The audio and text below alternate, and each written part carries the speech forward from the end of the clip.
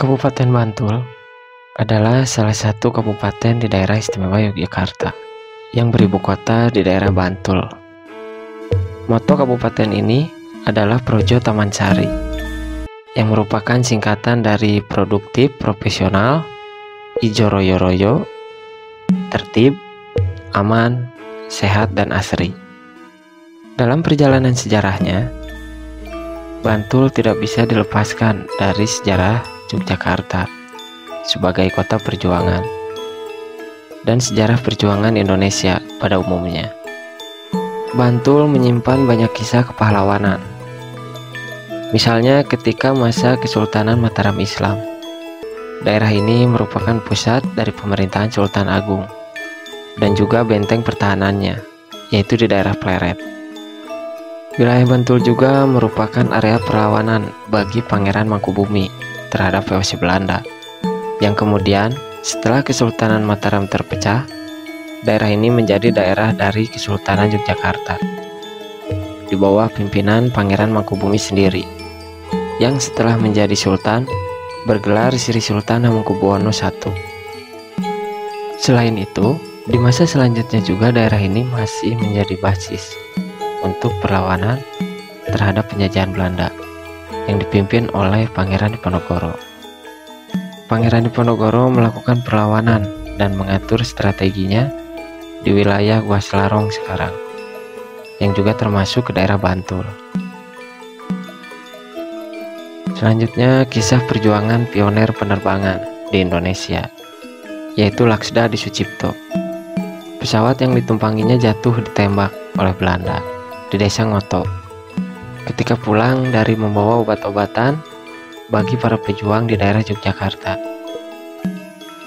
Selain itu, daerah Bantul juga mencatat sebuah peristiwa yang penting, adalah Perang Gerilya melawan pasukan Belanda yang dipimpin oleh Jenderal Sudirman pada tahun 1948, yang banyak bergerak di wilayah sekitar Bantul. Wilayah ini pula menjadi basis serangan umum 1 Maret tahun 1949 yang dicetuskan oleh Sri Sultan Hamengkubuwono IX. Namun tolak awal pembentukan wilayah Kabupaten Bantul adalah perjuangan gigih Pangeran Diponegoro yang pada waktu itu melawan penjajah dan bermarkas di Gua Selarong sejak tahun 1825 hingga 1830. Seusai meredam perjuangan Pangeran Diponegoro, pemerintah Hindia Belanda kemudian membentuk komisi khusus untuk menangani daerah Fort Ten Landen, yang antara lain bertugas menangani pemerintah daerah Mataram, Pajang, Sukawati, dan Gunung Kidul. Pada tanggal 26 dan 31 Maret 1831, pemerintah Hindia Belanda dan Sultan Yogyakarta mengadakan kontrak kerjasama tentang pembagian wilayah administrasi baru dalam kesultanan yang disertai penetapan jabatan kepala wilayahnya. Saat itu Kesultanan Yogyakarta dibagi menjadi 3 kabupaten, yaitu Bantul Karang untuk kawasan selatan, Denggung untuk kawasan utara, dan Kalasan untuk kawasan timur. Menindaklanjuti pembagian wilayah baru Kesultanan Yogyakarta, pada tanggal 20 Juli 1831,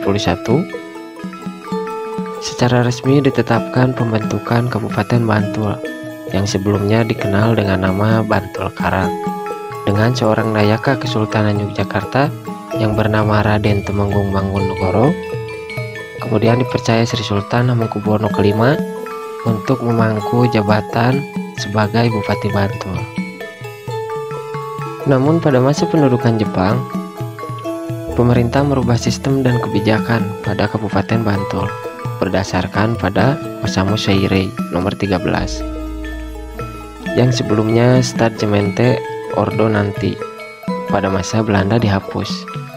Kebijakan ini membuat Kabupaten Bantul memiliki hak untuk mengelola rumah tangganya sendiri. Dan kemudian setelah kemerdekaan Indonesia, pemerintah yang ditangani oleh Komite Nasional Daerah melaksanakan Undang-Undang Nomor 1 tahun 1945 Tetapi untuk Yogyakarta dan Surakarta, undang-undang tersebut tidak diberlakukan. Hingga baru pada tahun 1948,